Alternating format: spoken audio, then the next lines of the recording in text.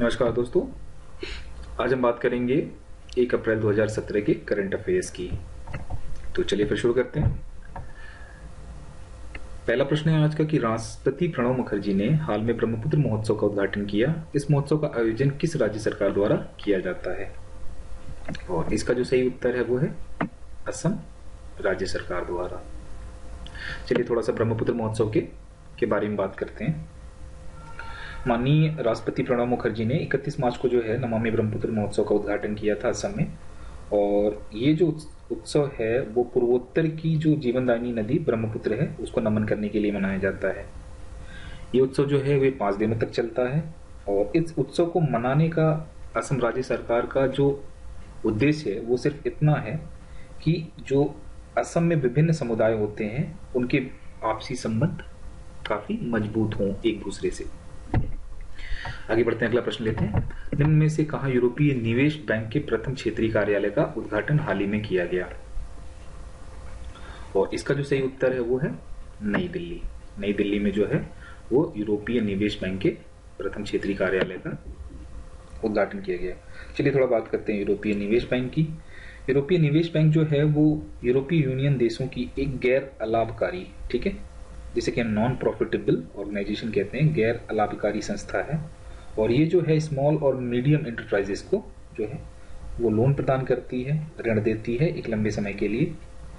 और यूरोपियन निवेश बैंक जो है इसकी स्थापना 1958 में यानी कि 1958 में रोम की संधि के द्वारा की गई थी। और जैसा कि आपको पता होगा वर्तमान में अभी करंट न्यूज आपको पता होगी कि लखनऊ मेट्रो के लिए भी जो है ऋण इसी बैंक ने प्रदान किया है। 3,366 करोड़ रुपए का जो ऋण है वो इसी बैंक के द्वारा प्रदान किया गया है। आगे बढ़ते हैं। कुडनकुलम परमाणु ऊर्जा संयंत्र परियोजना की दूसरी इकाई का वाणिज्यिक परिचालन हाल ही में शुरू हुआ। और इस परियोजना का विकास किस देश के सहयोग से किया गया है? तो इसका जो सही उत्तर है वो है रूस। ठीक है, रूस के द्वारा जो है दूसरी इकाई का जो है वो परिचालन शुरू कर दिया गया है रूस के सहयोग से। थोड़ा सा बात करते हैं कुडनकुलम परमाणु ऊर्जा संयंत्र की। जो कुडनकुलम परमाणु ऊर्जा संयंत्र है वो भारत के तमिलनाडु राज्य में है और इसका निर्माण जो है वो 2002 में शुरू हुआ। 13 जुलाई 2016 को ये चालू हो गया और इसके पहले यूनिट ने जो है 12 अक्टूबर 2013 को विद्युत आपूर्ति शुरू कर दी थी। अगर हम दूसरी यूनिट की बात करें तो 10 अगस्त 2016 को ये शुरू किया गया था।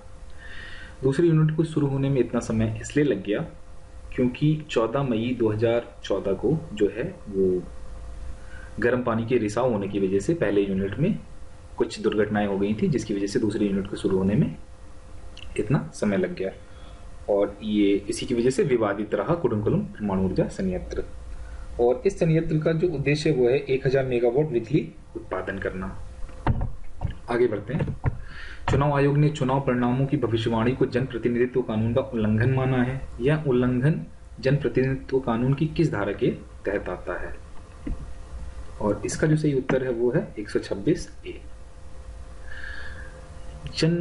अगर हम जन प्रतिनिधित्व कानून की बात करें तो इसकी जो धारा जन प्रतिनिधित्व कानून 1951, ठीक है, जन प्रतिनिधित्व कानून 1951 की धारा जो 126A है उसमें ये उल्लेखित है, बताया गया है कि मतदान होने के लिए निर्धारित समय सीमा से 48 घंटे पूर्व, ठीक है, याद रखें 48 घंटे पूर्व की अवधि के दौरान जो है वो मीडिया कवरेज हो गया, किसी तरह का कोई भी धरना हो गया और चुनावी सामग्री ये सब प्रदर्शित करने पर प्रतिबंध है। और ये किस में है उल्लेखित है? ये 126A में उल्लेखित है। आप इसमें किसी प्रकार की सभा भी आयोजित नहीं कर सकते। कब? 48 घंटे। आगे बढ़ते हैं। भारत की पहली बार बिजली का आयात से ज्यादा निर्यात करने वाला देश बन गया है। ध्यान दें कि भारत पहली बार बिजली का आयात से ज्यादा निर्यात करने वाला देश बन गया है। भारत मुख्यतः निम्न में से किस और किन देश या देशों से बिजली का आयात करता है? और इसका जो सही उत्तर है वो है भूटान। आगे बढ़ते हैं। सरकार ने किन कृषि उत्पादों के निर्यात पर लगी मात्रात्मक सीमा हटा दी है? एक बढ़िया प्रश्न है कि सरकार ने किन कृषि उत्पादों के निर्यात पर लगी मात्रात्मक सीमा हटा दी है। और ये है जैविक कृषि उत्पाद। ठीक है, जैविक कृषि उत्पाद। थोड़ा सा बात करते हैं जैविक कृषि उत्पाद क्या होते हैं या जैविक कृषि क्या होती है। ये कृषि की वह विधि होती है जिसमें संश्लेषित उर्वरकों और कीटनाशक का न्यूनतम प्रयोग होता है, यानी कि आप केमिकल का बहुत कम न्यूनतम प्रयोग करते हैं, और जिसमें भूमि की उर्वरता शक्ति को बनाए रखने के लिए फसल चक्र, हरी खाद, कंपोस्ट आदि का इन सब प्रक्रियाओं का प्रयोग किया जाता है। इसी को हम जैविक कृषि कहते हैं, यानी रासायनिक खादों का प्रयोग कम और जैविक खादों का प्रयोग अत्यधिक। इस प्रक्रिया को हम क्या कहते हैं, जैविक कृषि।